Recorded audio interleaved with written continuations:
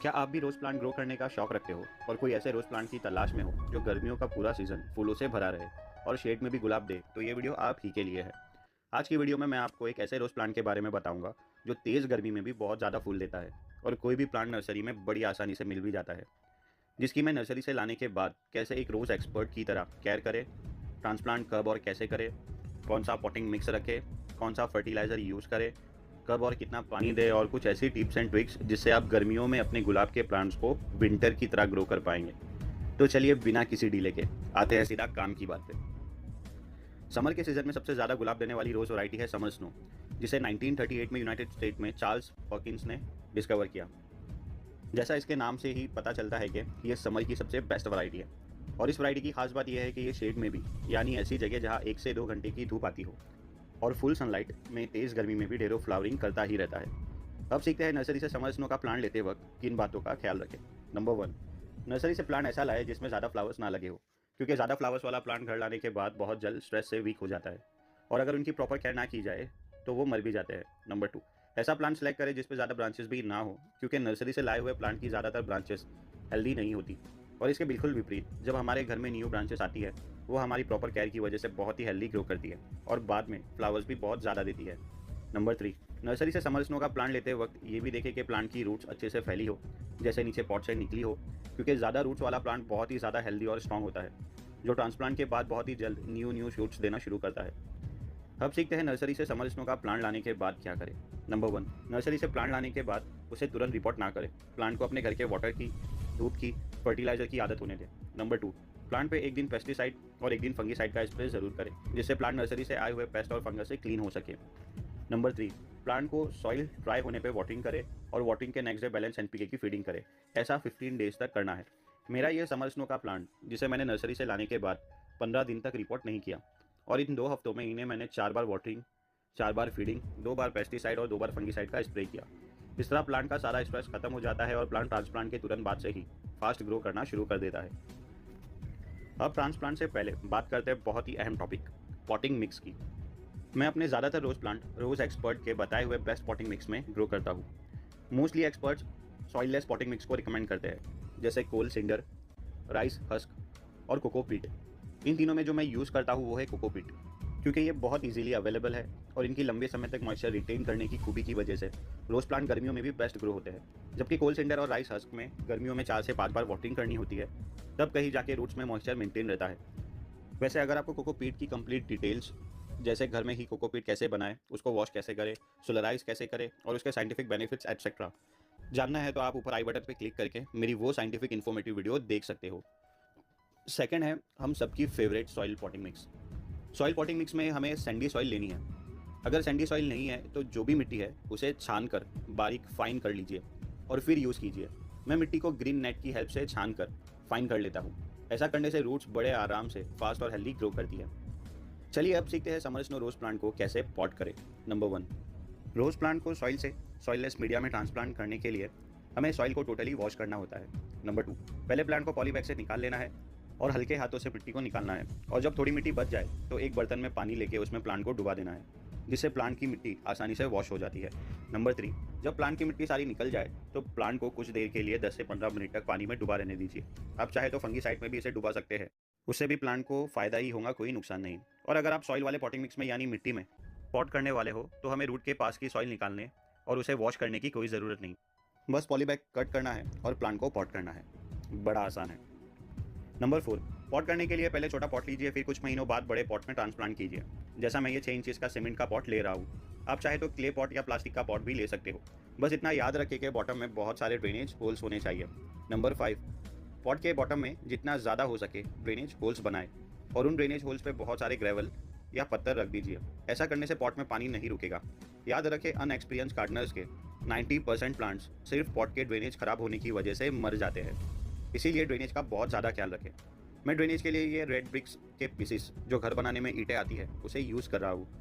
आप कोई भी बड़े स्टोन या ऐसी चीज़ जिससे ड्रेनेज होल्स जाम ना हो यूज़ कर सकते हो।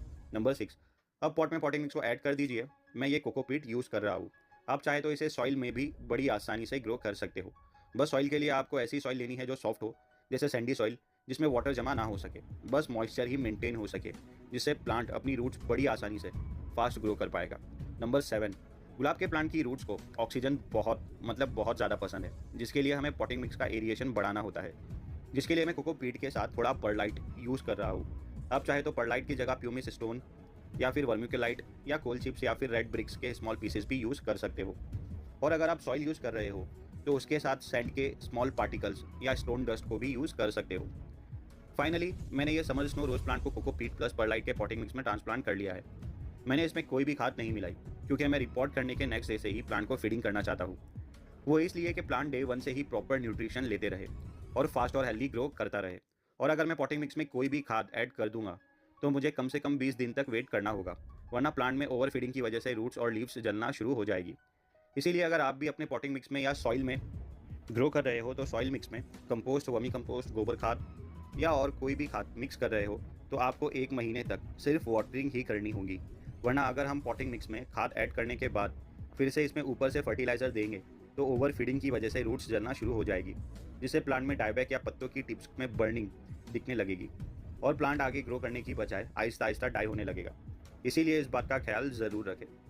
अब सीखते हैं ट्रांसप्लांट के बाद क्या करना है। नंबर 1, ट्रांसप्लांट के तुरंत बाद प्लांट को वाटरिंग कीजिए और याद रखिए फर्स्ट वाटरिंग अच्छा भर के करना है। नंबर 2, अगर पॉसिबल हो तो 10 डेज़ के लिए पॉट को ऐसी जगह रखें जहाँ ज़्यादा धूप नहीं आती हो। नंबर 3, ट्रांसप्लांट के नेक्स्ट डे हमें प्लांट को बैलेंस एनपीके की फीडिंग करनी है। 1 ग्राम बैलेंस एनपीके 1 लीटर वाटर में मिक्स करना है और प्लांट को सुबह के समय देना है। बैलेंस एनपीके से प्लांट को सबसे ज़रूरी एलिमेंट्स नाइट्रोजन, फास्फोरस और पोटाशियम मिलता है। नाइट्रोजन प्लांट के पॉटिंग मिक्स के ऊपर के सारे हिस्से जैसे पत्ते, स्टेम और ब्रांचेस को ग्रो करने में हेल्प करता है। फास्फोरस प्लांट के पॉटिंग मिक्स के नीचे के हिस्से यानी रूट्स को ग्रो करने में हेल्प करता है। और पोटाशियम प्लांट की हेल्थ को मेंटेन करने में, प्लांट को इम्यून सिस्टम बढ़ाने में, प्लांट को फोटोसिंथेसिस में, प्लांट को अपना फूड बनाने में हेल्प करता है। और भी बहुत सारे बेनिफिट्स है बैलेंस एनपीके की फीडिंग के। नंबर 4, बैलेंस एनपीके देने के नेक्स्ट डे मैग्नीशियम सल्फेट देना है। 1 ग्राम मैग्नीशियम सल्फेट 1 लीटर वाटर में मिक्स करना है और एक प्लांट को हाफ लीटर के आसपास देना है। अब मैग्नीशियम और सल्फेट मैक्रो एलिमेंट्स प्लांट की लीव्स में क्लोरोफिल बनाते हैं, जिससे प्लांट पे फोटोसिंथेसिस का प्रोसेस फास्ट होता है। इसके अलावा प्लांट की रूट्स को हेल्दी रखने में, ग्रोथ हार्मोन्स को रेगुलेट करने में, बेजल शूट्स को एक्टिव करने में और पॉटिंग मिक्स का पीएच मेंटेन करने में भी हेल्प करते हैं। नंबर 5, मैग्नीशियम सल्फेट के नेक्स्ट डे कैल्शियम नाइट्रेट की फीडिंग करनी है। 1 ग्राम कैल्शियम नाइट्रेट 1 लीटर वाटर में मिक्स करके हाफ लीटर के आसपास सोल्यूशन एक प्लांट को देना है। अब कैल्शियम नाइट्रेट प्लांट के स्टेम को ताकत देता है, उन्हें थिक यानी मोटा करता है, सेल वॉल को स्ट्रॉन्ग करता है, जिससे प्लांट बीमारियों से रेसिस्टेंस बढ़ाता है और सबसे इंपॉर्टेंट न्यू ग्रोथ्स को एक्टिव करता है, हेल्दी ब्रांचेस बनने में, और स्पेशली जब फ्लावर्स आते हैं तो उन्हें लंबे समय तक प्लांट पे स्टैंड करने में भी हेल्प करता है। अब इन तीनों फर्टिलाइजर को देने के बाद हमें पॉटिंग मिक्स को ड्राई होने देना है, जो 1 से 2 दिन में हो जाएगी। पॉटिंग मिक्स ड्राई होने से रूट्स में ऑक्सीजन का लेवल बढ़ता है, जिससे रूट्स हेल्दी रहती है और उसमें कोई फंगस या बैड पैथोजन नहीं लगते। इसीलिए पॉटिंग मिक्स के ड्राई होने के बाद ही वाटरिंग करनी है और वाटरिंग के नेक्स्ट डे फिर से सेम फर्टिलाइजर को रिपीट करना है, समर स्नो में लास्ट फ्लावर लेने तक। एक सवाल जो मुझसे अक्सर मेरे सब्सक्राइबर्स पूछते हैं कि लगातार 4 दिनों तक पॉटिंग मिक्स में पानी देने से, वो भी फर्टिलाइजर के साथ, प्लांट को कोई नुकसान तो नहीं? तो प्लांट के नेचर के अकॉर्डिंग बॉटनी का साइंस याद रखें कि प्लांट की रूट्स वाटर के साथ ही न्यूट्रिशन अब्जॉर्ब करती है, वो भी जब पॉटिंग मिक्स वेट होता है और मॉइस्चर मेंटेन रहता है। और लगातार 4 दिन तक मॉइस्चर रहने से, वो भी न्यूट्रिशन के साथ, तो प्लांट की रूट्स कंटिन्यू न्यूट्रिएंट्स अब्जॉर्ब कर पाती है, जिससे प्लांट कंटिन्यू ग्रो करते ही रहता है। और स्पेशली गर्मियों में ये टेक्निक यूज़ करने से प्लांट्स गर्मियों में भी विंटर की तरह ग्रो करते हैं। इसीलिए रोज़ एक्सपर्ट्स सालों से इसी तरह पॉटिंग मिक्स में मॉइस्चर मेंटेन करके ही न्यूट्रिएंट्स देते हैं, जैसे आप मेरे रोज प्लांट्स देख सकते हो। मैं एग्जैक्टली रोज एक्सपर्ट्स का यही मेथड फॉलो करता हूँ और प्लांट्स की ग्रोथ आपके सामने। अभी 6th और सबसे इंपॉर्टेंट पॉइंट जो मैंने स्पेशली रोज प्लांट के लिए सीखा है, वो ये कि रोज प्लांट को पेस्टिसाइड और फंगिसाइड बहुत पसंद है। इसीलिए वीक में 1 दिन शाम को पेस्टिसाइड का स्प्रे ज़रूर करें। मैं ये इमिडाक्लोप्रिड 1 ml 1 लीटर वाटर में मिक्स करके वीक में 1 दिन स्प्रे करता हूँ और नेक्स्ट डे साफ का फंगिसाइड 1 ग्राम 1 लीटर पानी में मिक्स करके शाम के वक्त स्प्रे करता हूँ। अब एक चीज़ जो मैंने नोटिस की है रोज प्लांट पे, वो ये कि रोज प्लांट को हम वीक में 1 बार पेस्टिसाइड और फंगिसाइड का स्प्रे करते हैं, उनकी ग्रोथ डबल तेज़ी से बढ़ती है कंपैरिजन में उन रोज प्लांट के जिनको हम पेस्टिसाइड और फंगिसाइड का स्प्रे नहीं करते। अब अंत में ये सारी चीज़ों का रिजल्ट देखते हैं। ये समर स्नो का प्लांट ट्रांसप्लांट के बाद प्लांट ने अपनी सारी लीव्स गिरा दी। अब ये रोज प्लांट का नेचर है, इसे कोई घबराने की बात नहीं। असल में ये प्रोसेस हमें करना होता है कि जब रूट वॉश करे तो प्लांट के सारे पत्ते निकाल दे, लेकिन मैंने ये प्रोसेस प्लांट के लिए ही छोड़ दिया था। कुछ दिनों बाद देखिए प्लांट पे फिर से पत्ती आना शुरू हो गई है। और समर स्नो की सबसे अच्छी बात यह है कि गर्मियों के मौसम में ये पत्तियों के साथ फ्लावर्स भी बहुत सारे देते हैं। कुछ दिनों बाद देखिए फ्लावर्स भी आना शुरू हो गए हैं। ट्रांसप्लांट